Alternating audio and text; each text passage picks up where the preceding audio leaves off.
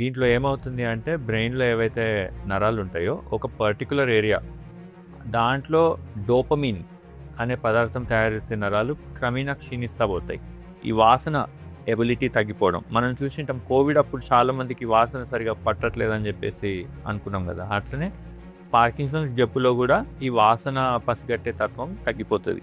Then urinary symptoms అంటే మూత్రం pass చేసేప్పుడు సడన్గా స్ట్రక్ అయిపోవడం, లేకపోతే అర్జెంట్ అనిపించడం, లేకపోతే మూత్రం అర్జెంటుగా బట్టల్లోనే అయిపోవడం, ఇన్కాంటినెన్స్. సైకాట్రిక్ సిమ్టమ్స్ రావచ్చు, డిప్రెషన్, యాంగ్జైటీ. ఇవి కాకుండా హాల్యూసినేషన్స్, లేని ఊహించుకోవడం, ఎవరో ఉన్నారు అక్కడ పక్కన ఎవరో కనిపిస్తున్నారు అనడం, ఆర్ నన్ను ఎవరో ఏదో చేస్తారని డెల్యూషన్ రావడం. ఇట్లా సైకాట్రిక్ సింటమ్స్ కూడా ప్రధానంగా మనం నాన్ మోటార్ సింటమ్స్లో చూస్తాం. Risk factors have been identified. కొన్ని పర్టికులర్ సిచ్యువేషన్స్ ఎక్స్పోజర్ ఉంది అంటే వచ్చే ఛాన్సెస్ ఎక్కువ. Like for example well water, బావిలో వాటర్ తాగడం, లేకపోతే పెస్టిసైడ్స్కి ఎక్స్పోజ్ అవ్వడం, ఈ ఫార్మింగ్లో పెస్టిసైడ్స్కి ఎక్స్పోజ్ అవ్వడం, ఇట్లాంటి ఎక్స్పోజర్స్ ఉన్నప్పుడు పార్కిన్సన్స్ వచ్చే ఛాన్సెస్ కొద్దిగా ఎక్కువ ఉంటాయని చెప్పేసి అంటుంటాం అనమాట. అంటే ఆపరేషన్ కాకుండా ఈ కంటిన్యూస్ థెరపీలోనే కంటిన్యూస్ అపోమార్ఫిన్ పంప్ అని చెప్పేసి ఉంటుంది. ఈ deep brain stimulation, apomorphine pump or intrajejunal levodopa infusion, ఈ 3 ఆప్షన్స్లోనూ best deep brain stimulation. Apomorphine pump ఏదో మ్యాజిక్ ట్రీట్మెంట్ అన్నట్టు కొంతమంది దీన్ని ప్రమోట్ చేస్తారు. Actually that is not entirely correct.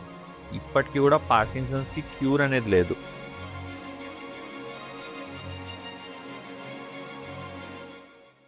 నా పేరు డాక్టర్ సాయి దీపక్. నేను సిటీ న్యూరో సెంటర్ బంజారా హిల్స్లో కన్సల్టెంట్ న్యూరాలజిస్ట్ మరియు Parkinson's disease and movement disorder specialist. Doctor, ఈ పార్కిన్సన్స్ అంటే ఏంటి? అది ఎట్లా ఏర్పడుతుంది? సో పార్కిన్సన్స్ డిజీజ్ అనేది ఒక న్యూరో డీజనరేటివ్ డిజార్డర్ అనేసి అంటాం అనమాట. సో దీంట్లో ఏమవుతుంది అంటే బ్రెయిన్లో ఏవైతే నరాలు ఉంటాయో ఒక పర్టికులర్ ఏరియా దాంట్లో డోపమిన్ అనే పదార్థం తయారు చేసే నరాలు క్రమేణా క్షీణిస్తా పోతాయి. డీజనరేటివ్ ప్రాసెస్ అనేది నడుస్తూ ఉంటుంది బ్రెయిన్లో, అండ్ దానివల్ల ఈ నరాలు డ్యామేజ్ అవుతా పోతాయి. ఓవర్ టైం దీనివల్ల సిమ్టమ్స్ ఒకదాని తర్వాత ఒకటి స్టార్ట్ అవుతాయి. సో సిమ్టమ్స్ మనం చూసినాము అంటే వణుకు, ఇది ప్రధానంగా మనం చూస్తూ ఉంటాము. ఎస్పెషలీ చేతిలో ఏం లేనప్పుడు, చెయ్యి గమ్మని పక్కన వాలేసినప్పుడు రెస్ట్ ట్రెమర్ అని చెప్పేసి చూస్తూ ఉంటాం అనమాట. ఇది చాలా కామన్గా మనం చూస్తూ ఉంటాం. అది first symptom. Second symptom bradykinesia or slowness అనేసి అంటాం అనమాట. అంటే అన్ని యాక్టివిటీస్ చాలా స్లోగా అయిపోవడము. ఈ నడక కానీ, లేకపోతే తినడం కానీ, లేకపోతే ఎనీ యాక్టివిటీ, మనం తీసుకున్న యాక్టివిటీ, స్నానం చేయడం కానీ, అన్ని స్లో మూమెంట్స్ అనమాట. దీన్ని బ్రాడికనీసియా అని చెప్పేసి అంటాము. థర్డ్ స్టిఫ్నెస్ ఆర్ రిజిడిటీ అని చెప్పేసి అంటాం. సో దీంట్లో ఏమవుతుందంటే ఈ కండరాలు ఏవైతే ఉన్నాయో ఈ బాడీలో మజిల్స్ అవి బాగా స్టిఫ్ అయిపోతాయి, టైట్ అయిపోతాయి. దీనివల్ల ఫ్రీ మూమెంట్ రాదు. అండ్ ఫోర్త్ వచ్చేసి పోస్టరల్ ఇన్స్టెబిలిటీ అంటాము. పోస్టరల్ ఇన్స్టెబిలిటీ అంటే బ్యాలెన్స్ సరిగా దొరకకపోవడం. సో ఈ ప్రైమరీగా ఈ 4 సిమ్టమ్స్ ఏవైతే ఉంటాయో ఈ 4 సిమ్టమ్స్ పార్కిన్సోనిజం అనే ఒక స్పెక్ట్రమ్ కింద వస్తాయన్నమాట. ఈ సిమ్టమ్స్ ఎనీ ఆర్డర్లో రావచ్చు, ఎనీ కాంబినేషన్లో రావచ్చు. అన్ని 4 ఉండాలి అని రూల్ లేదు, ఇదే ఆర్డర్లో రావాలని రూల్ లేదు. కొంతమందికి ఏమవుతుంది, ఓన్లీ స్లోనెస్ ఉంటుంది, ట్రెమర్ ఆర్ వణుకు పెద్దగా ఉండదు. కొంతమందికి ఏమవుతుంది, ఓన్లీ పోస్టరల్ ఇంబ్యాలెన్సే ఎక్కువ ఉంటుంది, కింద పడే తత్వం రావడం, వెనక పడిపోవడం, ముందట పడిపోవడం, బ్యాలెన్స్ లేకపోవడం. ఇట్లా కొంతమందికి ఇన్స్టెబిలిటీ ఎక్కువ ఉంటుంది. సో ఇలా సిమ్టమ్స్ ఈ 4 వచ్చేసి మోటార్ సిమ్టమ్స్ అని చెప్పేసి అంటాం. ఇవి కాకుండా నాన్ మోటార్ సిమ్టమ్స్ అని చెప్పేసి ఉంటాయి. నాన్ మోటార్ సిమ్టమ్స్ అంటే ఈ మూవ్మెంట్కి సంబంధించింది కాకుండా వేరే రకమైన సిమ్టమ్స్. కామన్గా ప్రధానంగా మనం ఏం చూస్తాం పార్కిన్సన్స్లో నాన్ మోటార్ సిమ్టమ్స్ అంటే ఈ వాసన ఎబిలిటీ తగ్గిపోవడం. మనం చూసింటాం కోవిడ్ అప్పుడు చాలామందికి వాసన సరిగా పట్టట్లేదని చెప్పేసి అనుకున్నాం కదా. అట్లనే పార్కిన్సన్స్ జబ్బులో కూడా ఈ వాసన పసిగట్టే తత్వం తగ్గిపోతుంది మోస్ట్ ఆఫ్ ద పీపుల్, చాలా మందిలో. ఇవి కాకుండా కాన్స్టిపేషన్ చాలా కామన్గా చూస్తాం, అంటే మోషన్ ఫ్రీగా అవ్వకపోవడము. దెన్ యూరినరీ సిమ్టమ్స్ అంటే మూత్రం పాస్ చేసేప్పుడు సడన్గా స్ట్రక్ అయిపోవడం, లేకపోతే అర్జెంట్ అనిపించడం, లేకపోతే మూత్రం అర్జెంటుగా బట్టల్లోనే అయిపోవడం, ఇన్కాంటినెన్స్. ఇలా నాన్ మోటార్ సిమ్టమ్స్ ఇట్లా రావచ్చు. ఇవి కాకుండా మెమరీ డిస్టర్బెన్సెస్ అంటే మతిమరుపు, ఈ అటెన్షన్ స్పాన్ తగ్గిపోవడము, పొద్దున్న మర్చిపోయి నేను తినలేదనడం, ట్యాబ్లెట్ వేసుకుని మర్చిపోయి నేను ట్యాబ్లెట్ వేసుకోలేదనడం, ఇట్లాంటి మెమరీ డిస్టర్బెన్సెస్ కూడా రావచ్చు. సైకాట్రిక్ సిమ్టమ్స్ రావచ్చు, డిప్రెషన్, యాంగ్జైటీ. ఇవి కాకుండా హాల్యూసినేషన్స్, లేని ఊహించుకోవడం, ఎవరో ఉన్నారు అక్కడ పక్కన ఎవరో కనిపిస్తున్నారు అనడం, ఆర్ నన్ను ఎవరో ఏదో చేస్తారని డెల్యూషన్ రావడం, ఇట్లా సైకాట్రిక్ సింటమ్స్ కూడా ప్రధానంగా మనం నాన్ మోటార్ సింటమ్స్లో చూస్తూ ఉంటాము. అండ్ ఇంకొక నాన్ మోటార్ సింటమ్ ఆర్బిడి అంటాం. ఆర్బిడి అంటే డ్రీమ్ ఎనాక్ట్మెంట్ అనమాట. నిద్రలో చాలా సింటమ్స్ రావచ్చు పార్కిన్సన్స్లో. కామన్గా ఇన్సామ్నియా అంటే నిద్ర లేకపోవడము, నిద్ర సరిగా పట్టకపోవడము, సడన్గా రాత్రి మెలకు రావడము. బట్ అన్నిటికన్నా ప్రామినెంట్గా ఏమవుతుందంటే, సపోజ్ కళలు వచ్చాయనుకోండి, కళలు వస్తే మనం యూజువల్లీ కదలం ఆర్ మాట్లాడడం నిద్రలో. కానీ పార్కిన్సన్స్ ఉన్న వాళ్ళలో ఏమవుతుందంటే, ఈ కళలు వచ్చినప్పుడు వాళ్ళు కాలు చేతులు అల్లాడించడం, మాట్లాడడం, దీన్ని రెమ్ బిహేవియరల్ డిసార్డర్ ఆర్బిడి అని చెప్పేసి అంటాం అనమాట. ఇవి కూడా ప్రామినెంట్గా మనం చూస్తూ ఉంటాం. ఇక్కడ ఇంపార్టెంట్ పాయింట్ ఏమి అంటే, ఏవైతే మనము 4 మోటార్ సింటమ్స్ చెప్పామో, ఈ వణుకు, స్లోనెస్, స్టిఫ్నెస్, బ్యాలెన్స్ అవుట్ అవ్వడం, ఇవి స్టార్ట్ కాక చాలా సంవత్సరాల ముందే నాన్ మోటార్ సింటమ్స్ స్టార్ట్ అవ్వచ్చు. లైక్ కాన్స్టిపేషన్ ఆల్మోస్ట్ 10-20 ఇయర్స్ ముందే స్టార్ట్ కావచ్చు. సేమ్ 15-20 ఇయర్స్ ముందటే ఈ నిద్రలో మాట్లాడడము, ఆర్బిడి అని చెప్పేసి ఇవి ముందే స్టార్ట్ కావచ్చు. సేమ్ థింగ్ విత్ అనాస్మియా ఆర్ ఈ వాసన పసిగట్టే తత్వం కూడా తగ్గడం అనేది చాలా సంవత్సరాల ముందటే మనకి స్టార్ట్ అవుతున్నాయని చెప్పేసి చూస్తాం పార్కిన్సన్స్ చెప్పు. సో ఇలా మెయిన్ సిమ్టమ్స్ మనం క్లాసిఫై చేయగలుగుతాం. డాక్టర్, అసలు ఈ పార్కిన్సన్స్ ఎందుకు వస్తుంది? దానికి గల కారణాలు ఏంటి? సో ఎగ్జాక్ట్ రీజన్ పార్కిన్సన్స్ ఎందువల్ల వస్తుందని చెప్పేసి it's a subject of active research. ఇప్పటికీ కూడా చాలామందికి, in fact world over, exact reason ఎవరికి తెలియదు. But some risk factors have been identified. కొన్ని పర్టికులర్ సిచ్యువేషన్స్ ఎక్స్పోజర్ ఉంది అంటే వచ్చే ఛాన్సెస్ ఎక్కువ. Like for example well water, బావిలో వాటర్ తాగడం, లేకపోతే పెస్టిసైడ్స్కి ఎక్స్పోజ్ అవ్వడం, ఈ ఫార్మింగ్లో పెస్టిసైడ్స్కి ఎక్స్పోజ్ అవ్వడం, ఇట్లాంటి ఎక్స్పోజర్స్ ఉన్నప్పుడు పార్కిన్సన్స్ వచ్చే ఛాన్సెస్ కొద్దిగా ఎక్కువ ఉంటాయని చెప్పేసి అంటుంటాం అనమాట. సో ఇవి ఎన్విరాన్మెంటల్ ఫ్యాక్టర్స్ అనేసి అంటాం. అంటే మన చుట్టుపక్కల ఎన్విరాన్మెంట్లో ఉండే ఫ్యాక్టర్స్ ఇవి కాకుండా జెనెటిక్ ఫ్యాక్టర్స్ కూడా ఉంటాయి. అంటే ఫ్యామిలీలో కూడా పార్కిన్సన్స్ రన్ అవ్వచ్చు, కానీ ఇది ఓన్లీ 10% మందిలో ఉంటుంది. 90% it is environmental or sporadic Parkinson's అంటాం. 10-15% జెనెటిక్ కాంపోనెంట్ ఆర్ ఈ వంశపారంపరంగా వచ్చే ఛాన్స్ అనేది అంటాం అనమాట. ఈ జెనెటిక్ పార్కిన్సన్స్ ఎలా ఉంటుంది అంటే, రొటీన్గా మనం పార్కిన్సన్స్ యూజువలీ 50-60 సంవత్సరాల తర్వాత స్టార్ట్ అవ్వడం చూస్తూ ఉంటాము. బట్ జెనెటిక్ పార్కిన్సన్స్లో 50 లోపలే స్టార్ట్ అవుతుంది. ఇన్ఫ్యాక్ట్ 40s, 30sలోనే మనం పార్కిన్సన్స్ సిమ్టమ్స్ చూస్తూ ఉంటాం అనమాట. సో దీన్ని young onset Parkinson's disease or YOPD అని చెప్పేసి అంటాం. సో దీంట్లో చాలా రకాల జీన్స్ ఐడెంటిఫై అవుతూ ఉన్నాయి అండ్ అయ్యాయి కూడా.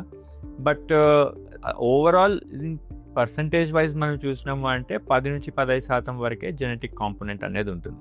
సో బాటమ్ లైన్ ఏంటి అంటే, ఈ జీన్స్ ప్లస్ ఎన్విరాన్మెంట్, ఈ ఇంటరాక్షన్ వల్ల ఓవర్ మెనీ ఇయర్స్ నరాలు దెబ్బతినడం స్టార్ట్ అయ్యి అవి ఒక పర్టికులర్ థ్రెష్హోల్డ్ దాటింది అంటే పార్కిన్సన్ సిమ్టమ్స్ స్టార్ట్ అవుతాయని చెప్పేసి ప్రస్తుతంగా వీఆర్ థింకింగ్ అనమాట.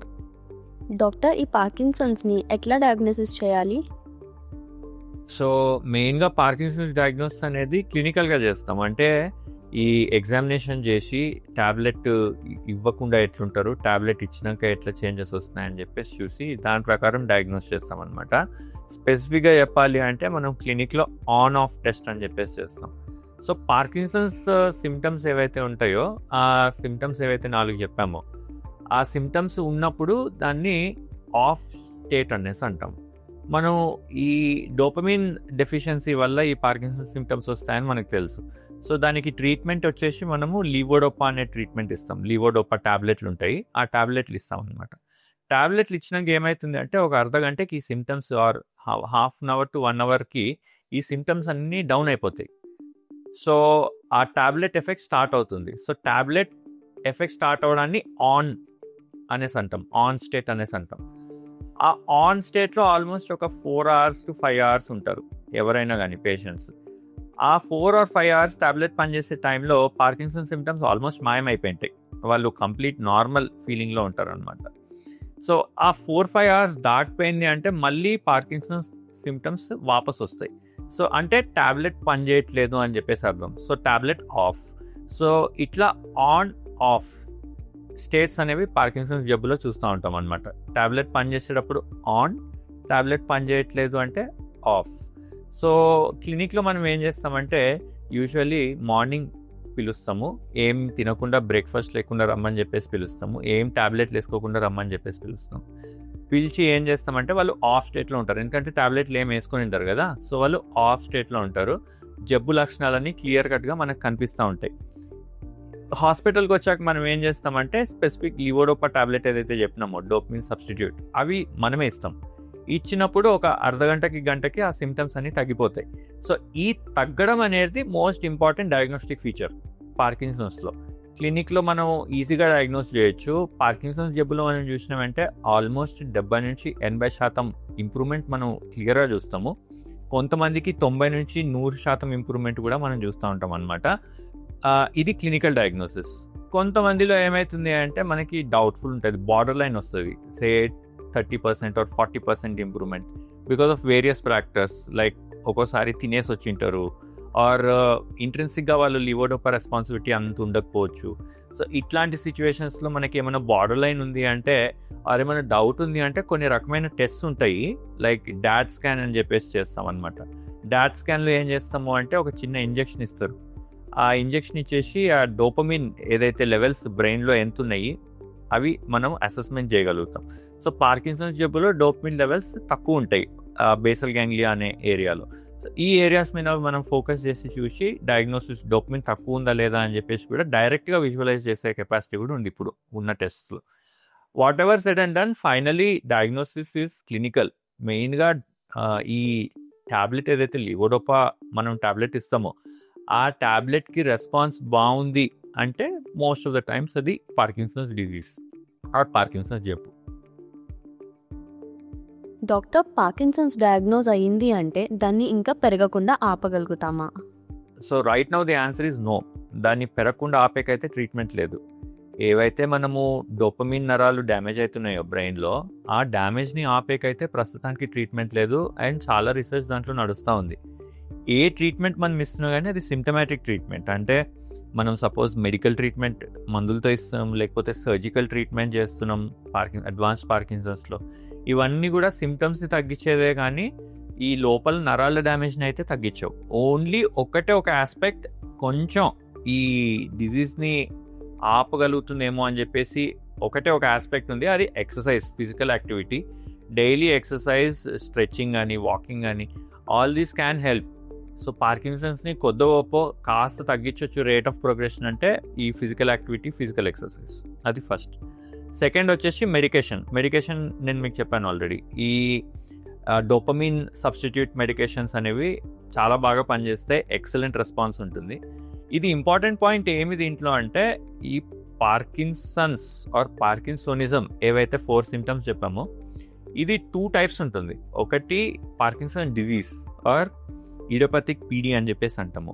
దీంట్లో ఇప్పటివరకు మీకు చెప్పినవన్నీ ఏవైతే రెస్పాన్స్ చాలా బాగుంటుంది లివోడోపాకి, ఇవన్నీ కూడా ఇడియోపతిక్ పార్కిన్సన్స్ డిజీజ్ అంటే పీడీ, ఈ ఫస్ట్ గ్రూప్. సెకండ్ గ్రూప్లో ఏమవుతుంది అంటే ఏటిపికల్ పార్కిన్సన్స్ అని చెప్పేసి అంటాం. దీంట్లో ఎలా ఉంటుందంటే సిమ్టమ్స్ అవే ఉంటాయి, కానీ ఆన్ ఆఫ్ టెస్ట్ చేసిన, ఇంట్లో టాబ్లెట్లు లివోడోపా ఇచ్చినా దానికి రెస్పాన్స్ సరిగ్గా ఉండదు. ఓన్లీ 15-20% ఇంప్రూవ్మెంటే మనం చూస్తూ ఉంటాం అన్నమాట. సో ట్రీట్మెంట్ స్టార్ట్ చేసే ముందే ఇన్ఫ్యాక్ట్ మనం క్లారిటీతో ఉండాలి, సిమ్టమ్స్ ఏంటి, ఈ ఇడియోపతిక్ పీడీ పార్కిన్సన్స్ డిజీజా లేకపోతే ఈ ఏటిపికల్ పార్కిన్సోనిజమా అని చెప్పేసి మనం చూసుకోవాలి. ఏటిపికల్ పార్కిన్సోనిజంలో ఏమవుతుందంటే మనము ఆన్ ఆఫ్ టెస్ట్ చేసినప్పుడు రెస్పాన్స్ సరిగా ఉండదు, అండ్ ఎంఆర్ఐ స్కాన్ చేసినామంటే దాంట్లో చేంజెస్ క్లియర్గా కనిపిస్తాయి. ఈ ఫస్ట్ గ్రూప్ ఏదైతే ఇడియోపతిక్ పీడీ అని చెప్పేసి అంటామో దాంట్లో ఎంఆర్ఐ నార్మల్ ఉంటుంది, బట్ ఏటిపికల్ పార్కిన్సన్స్ ఏదైతే సెకండ్ గ్రూప్ ఉందో దాంట్లో ఎంఆర్ఐ తేడాలు ఉంటాయి, దానికి ట్రీట్మెంట్ వేరేలాగా చేయాల్సి వస్తుంది.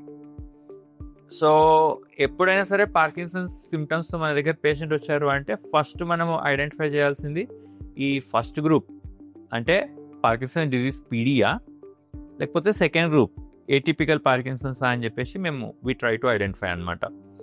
Because the prognosis varies. First group అనుకోండి, ప్రోగ్నోసిస్ ఇస్ మచ్ బెటర్. చాలా సంవత్సరాల వరకు మెడికేషన్స్తో కానీ లేకపోతే సర్జికల్ ట్రీట్మెంట్ ఆప్షన్స్తో కానీ we can provide them a good quality of life. But second group అనుకోండి, ఏటిపికల్ పార్కిన్సన్స్ అనుకోండి, దాంట్లో మోస్ట్ ఆఫ్ ది డిజీజెస్ ఆ గ్రూప్లో అది హోమోజినస్ గ్రూప్ కాదు, ఆల్మోస్ట్ 8-9 రకాల జబ్బులు ఉంటాయి దాంట్లో ఏటిపికల్ పార్కిన్సన్స్లో. సో ఒక్కొక్క జబ్బుకి ట్రీట్మెంట్ ఒక్కొక్కలాగా ఉంటుంది. బట్ ఓవరాల్ ఫస్ట్ గ్రూప్తో పోలిస్తే prognosis is not so good, ఎందుకంటే మెడికేషన్కి కానీ ట్రీట్మెంట్కి కానీ అంత మంచి రెస్పాన్స్ ఉండదు అనమాట.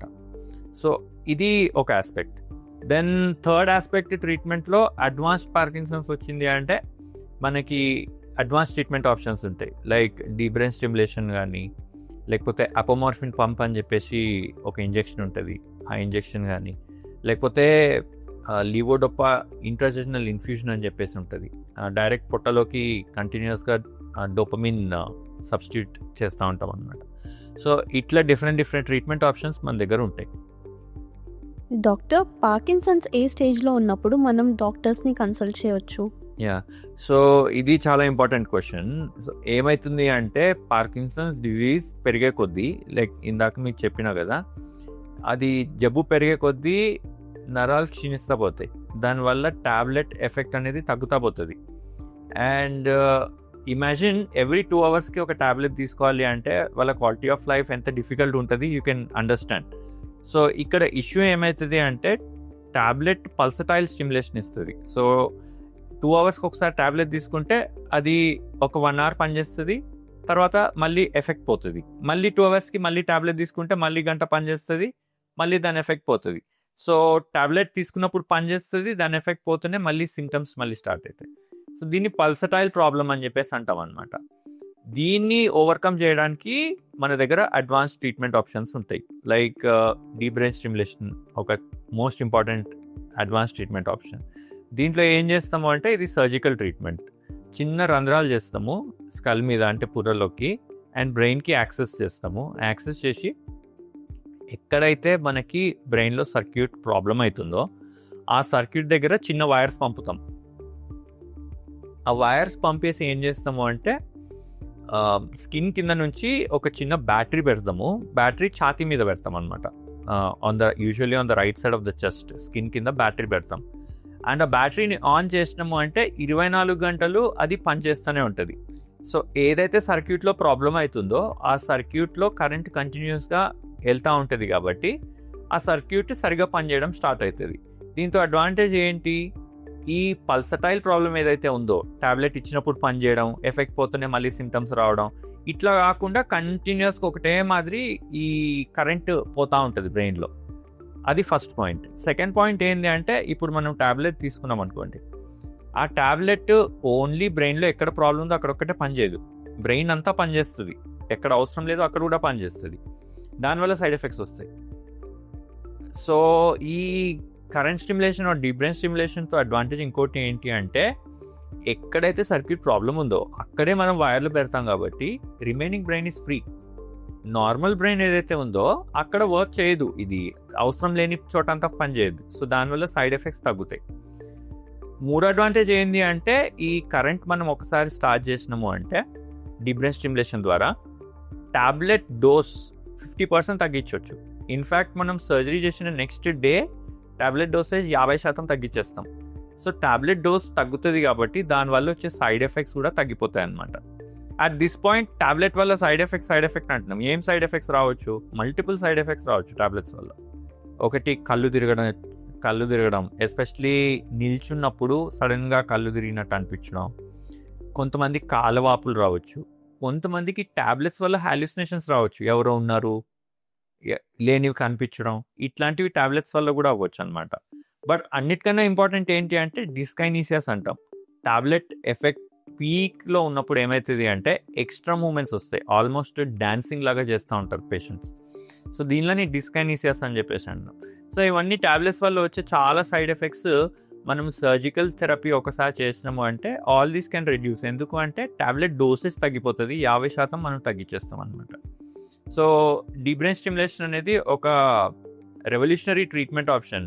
ఇన్ఫ్యాక్ట్ పార్కిన్సన్స్లో అది వచ్చి చాలా సంవత్సరాలు అయింది, ఆల్మోస్ట్ 30 సంవత్సరాల నుంచి ట్రీట్మెంట్ ఆప్షన్ ఉంది. బట్ ఇప్పటికీ కూడా అవేర్నెస్ లేదు. చాలామంది జనరల్ పాపులేషన్లో కానీ ఈవెన్ పార్కిన్సన్స్తో సఫర్ అవుతున్న పేషెంట్స్లో కూడా డీప్ బ్రెయిన్ స్టిమ్యులేషన్ ఆప్షన్ గురించి ఎడ్యుకేషన్ తక్కువ, అవేర్నెస్ తక్కువ. So this is one aspect we need to work on అనమాట. సో అది డీప్ బ్రెయిన్ స్టిమ్యులేషన్ ఒక మేజర్ అడ్వాన్స్ థెరపెటిక్ ఆప్షన్. కొంతమందికి ఏంటి అంటే surgical option they cannot go for. So ఏదన్నా చాలా అడ్వాన్స్ స్టేజ్ ఉంది అండ్ సర్జరీ చేయడం చాలా కష్టము, అట్లాంటి వాళ్ళకి ఏంటి అంటే ఆపరేషన్ కాకుండా ఈ కంటిన్యూస్ థెరపీలోనే కంటిన్యూస్ అపోమార్ఫిన్ పంప్ అని చెప్పేసి ఉంటుంది. దీంట్లో ఏంటి అంటే ఈ ఇంజెక్షన్, అపోమార్ఫిన్ ఇంజెక్షన్ అని ఉంటుంది, అది స్కిన్ కింద పెడతాం. అది ఒక పంప్ లాగా కంటిన్యూస్గా బ్లడ్లోకి రిలీజ్ చేస్తూ ఉంటుంది అనమాట. ఆల్మోస్ట్ షుగర్లో ఇన్సులిన్ పంప్ ఎలా వర్క్ చేస్తుంది అట్లనే పార్కిన్సన్స్లో అపోమార్ఫిన్ పంప్ అని చెప్పేసి పనిచేస్తుంది అనమాట. అగైన్ ఇది చాలా సెలెక్టివ్గా మనము అవసరమైన వాళ్ళలో ఎవరిలో అయితే ఆపరేషన్ చేయలేమో వాళ్ళలోనే చేస్తాం, ఎందుకంటే అపోమార్ఫిన్తో కూడా వేరే సైడ్ ఎఫెక్ట్స్ రావచ్చు. థర్డ్ ఆప్షన్ ఇంట్రాజెజనల్ లీవోడోపా ఇన్ఫ్యూషన్ అని చెప్పేసి అంటాము. దీంట్లో ఏం చేస్తామంటే ఒక చిన్న ట్యూబ్ పొట్టలోకి పంపించేస్తాము, ఇన్ఫ్యాక్ట్ జెజునం చిన్న పేగులోకి పంపించేసేసి కంటిన్యూస్గా లీవోడోపా ఇన్ఫ్యూజన్ దాంట్లోకి పోతూ ఉంటుంది అనమాట ఈ ట్యూబ్ ద్వారా. అండ్ అది కంటిన్యూస్గా బ్లడ్ స్ట్రీమ్లోకి పోతుంటుంది కాబట్టి ఈ టాబ్లెట్ ఏదైతే పల్సటైల్ ప్రాబ్లం ఉందో అది లేకుండా కంటిన్యూస్ స్టిమ్యులేషన్ రావచ్చు. బట్ రైట్ నౌ ఇండియాలో ఇంట్రాజెజనల్ లీవోడోపా ఇన్ఫ్యూషన్ లేదు, బట్ అపోమార్ఫిన్ పంప్ అవైలబుల్ ఉంది, deep brain stimulation widely available ఉంది. ఈ deep brain stimulation, apomorphine pump or intrajejunal levodopa infusion, ఈ 3 ఆప్షన్స్లోనూ best deep brain stimulation, by far most effective. Apomorphine ఇంజెక్షన్తో పార్కిన్సన్స్ని cure చేయొచ్చు అని చాలామంది చెప్పడం విన్నాను డాక్టర్. సో దీని గురించి మీ అభిప్రాయం ఏంటి? సో ఇది రీసెంట్గా ఇన్ఫ్యాక్ట్ ఈ అపోమార్ఫిన్ పంప్ ఏదో మ్యాజిక్ ట్రీట్మెంట్ అన్నట్టు కొంతమంది దీన్ని ప్రమోట్ చేశారు. Actually that is not entirely correct. ఇప్పటికీ కూడా పార్కిన్సన్స్కి క్యూర్ అనేది లేదు. అపోమార్ఫిన్ పెన్ అని చెప్పేసి ఒకటి ఉంటుంది. అపోమార్ఫిన్ పెన్ ఏం చేస్తుంది అంటే, ఇందాక మీకు ఆన్ ఆఫ్ అని చెప్పాను. సో ఆఫ్లో ఒక్కోసారి ఏమవుతుంది అంటే సివియర్ ఆఫ్స్ వస్తాయి, అసలు వాళ్ళు కదలేరు, ఓన్లీ బెడ్కే పరిమితం అవుతారు అనమాట. అండ్ ట్యాబ్లెట్ ఎఫెక్ట్ రావడానికి చాలా టైం పడుతుంది, లైక్ గంట వరకు పట్టవచ్చు, ఆర్ కొంతమంది గంటన్నర పట్టవచ్చు. సే మీరు సడన్గా ఏదైనా పార్టీకి వెళ్ళాలి, ఏదైనా పెళ్ళికి వెళ్ళాలి, and then you are in off state, మీరు వెళ్ళలేకపోతున్నారు, అసలు నడవలేకపోతున్నారు. అట్లాంటప్పుడు అర్జెంట్ ఎఫెక్ట్ కోసం అపోమార్ఫిన్ పెన్ అనేది యూజ్ చేయొచ్చు. So that within 10-15 minutes మీరు ఆన్ అవుతారు, కదలేక వస్తుంది, and then you can go enjoy a party or whatever ఫంక్షన్కి వెళ్ళి వచ్చేసేయచ్చు. But it is not a magic cure, అదే మిరకిల్ క్యూర్ కాదనమాట. అది కంప్లీట్లీ రాంగ్ డైరెక్షన్లో దాన్ని ప్రమోట్ చేస్తారు. సో అది ఒక ఇంపార్టెంట్ పాయింట్ మనం మైండ్లో పెట్టుకోవాల్సింది. ఎంఆర్ గైడెడ్ ఎఫ్యుఎస్ ట్రీట్మెంట్, ఇది పార్కిన్సన్స్కి ఎట్లా హెల్ప్ఫుల్ అవుతుంది డాక్టర్? సో ఇప్పుడు లేటెస్ట్ అడ్వాన్స్మెంట్ పార్కిన్సన్స్ ట్రీట్మెంట్లో ఎంఆర్ గైడెడ్ ఎఫ్యుఎస్ అని చెప్పేసి, ఫోకస్డ్ అల్ట్రాసౌండ్ అని చెప్పేసి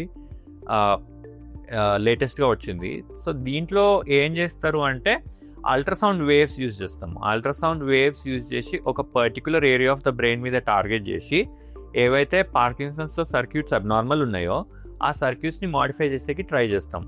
సో ఇది నో కట్, అంటే ఈ ఎక్కడ కానీ కట్ చేయడం కానీ హోల్స్ చేయడం కానీ ఇలాంటి సర్జరీ లేకుండానే ట్రీట్మెంట్ అని చెప్పేసి చాలా ప్రమోట్ అవుతోంది. అయితే ఏమి అంటే దీంట్లో కొన్ని లిమిటేషన్స్ ఉన్నాయి. అందరు పార్కిన్సన్స్ పేషెంట్స్కి ఇది యూజ్ చేయలేము.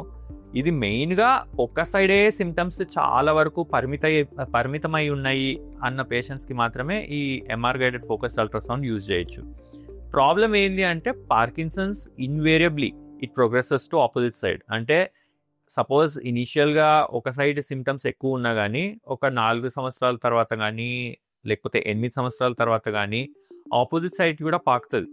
సో ఇప్పుడు ఎలా చేస్తున్నారు అంటే చాలామంది ఒక సైడ్ సిమ్టమ్స్కి MR guided focus ultrasound treatment చేసేస్తున్నారు. బట్ తర్వాత ఆపోజిట్ సైడ్ వచ్చిందంటే మరి ఆపోజిట్ సైడ్ కూడా చేయొచ్చా అంటే అది ప్రాబ్లమ్స్ క్రియేట్ చేసే ఛాన్స్ ఎక్కువ ఉంటుంది అనమాట. 2 సైడ్స్ మనం ఫోకస్ అల్ట్రాసౌండ్ ట్రీట్మెంట్ చేస్తే చాలామందికి ఈ మింగడానికి ఇబ్బంది కానీ మాట్లాడడానికి ఇబ్బంది కానీ వచ్చే అవకాశాలు ఉంటాయన్నమాట.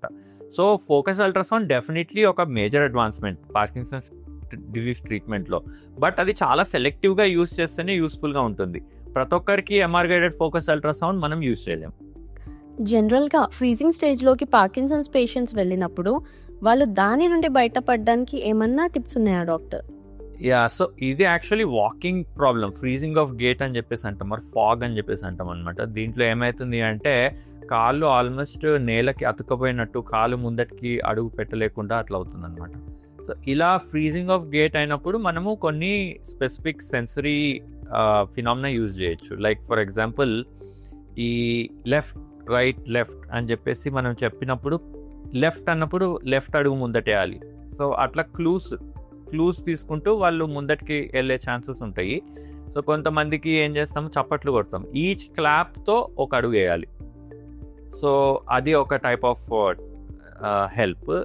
ఆర్ కొంతమందికి విజువల్ ఎయిడ్స్ ఇస్తాం. విజువల్ ఎయిడ్ అంటే ఈ స్టిక్స్ ఉంటాయి కొన్ని, విచ్ గివ్ లేజర్ లైట్ కానీ లైట్ ఎమిట్ చేసే స్టిక్స్ ఉంటాయి. సో ఆ లైట్ని మనం జస్ట్ పాదం ముందట పెట్టి దాన్ని దాటమని చెప్పేసి చెప్పామంటే అట్లా కూడా వాళ్ళు దాటగలుగుతారు అనమాట. సో ఇట్లా ఫ్రీజింగ్ నుంచి బయటపడే అవకాశాలు ఈ సెన్సరీ యూసేజ్ వల్ల మనము వాళ్ళకి హెల్ప్ చేయొచ్చు. డాక్టర్, ఈ పార్కిన్సన్స్తో లాంగ్ టర్మ్ మేనేజ్మెంట్ అన్నది ఎలా?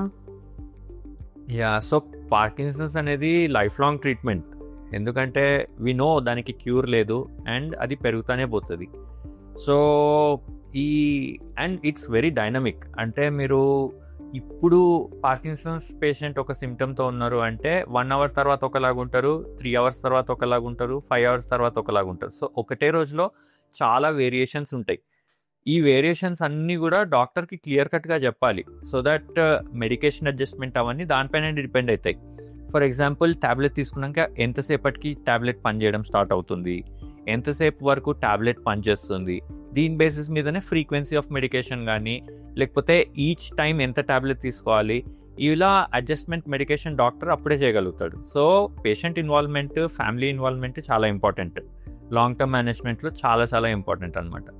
మెడికేషన్ అడ్జస్ట్మెంట్తో పాటు life style changes such as physical activity, healthy diet maintaining, ఇవి కూడా చాలా important. Along with that physical therapy, physical exercises, ఈ ఫిజియోథెరపీ అనేది కూడా చాలా ఇంపార్టెంట్. అఫ్కోర్స్ అడ్వాన్స్ పార్కిన్సన్స్లోకి వెళ్తున్నారు అంటే ఇంకా అడ్వాన్స్ ట్రీట్మెంట్ ఆప్షన్స్ లైక్ నేను ఇందాక చెప్పినట్టు డీప్ బ్రెయిన్ స్టిమ్యులేషన్ కానీ లేకపోతే అపోమార్ఫిన్ పంప్ కానీ ఇట్లా అడ్వాన్స్ ట్రీట్మెంట్ ఆప్షన్స్ కూడా వీ నీడ్ టు కన్సిడర్ అనమాట. సో అడ్వాంటేజ్ ఏంటి, అల్టిమేట్లీ గోల్ ఏంటి పార్కిన్సన్స్ ట్రీట్మెంట్లో అంటే quality of life. That patient we have to give the best quality of life. Cure లేదు బట్ చాలా బాగా మనం కంట్రోల్ చేయొచ్చు సిమ్టమ్స్. దీనివల్ల క్వాలిటీ ఆఫ్ లైఫ్ చాలా బాగా మనం మెయింటైన్ చేయొచ్చు. సో ఈ పాయింట్ అనేది పేషెంట్స్ క్లియర్గా అర్థం చేసుకోవాలి. డిస్కరేజ్ అవ్వకూడదు దట్ క్యూర్ లేదు అని చెప్పేసి. సో క్యూర్ లేకపోయినా కానీ there is very good treatment options, చాలా మంచిగా ఉన్నాయి అండ్ సిమ్టమ్స్ చాలా వరకు మనం కంట్రోల్ చేయొచ్చు. కాబట్టి we need to be hopeful.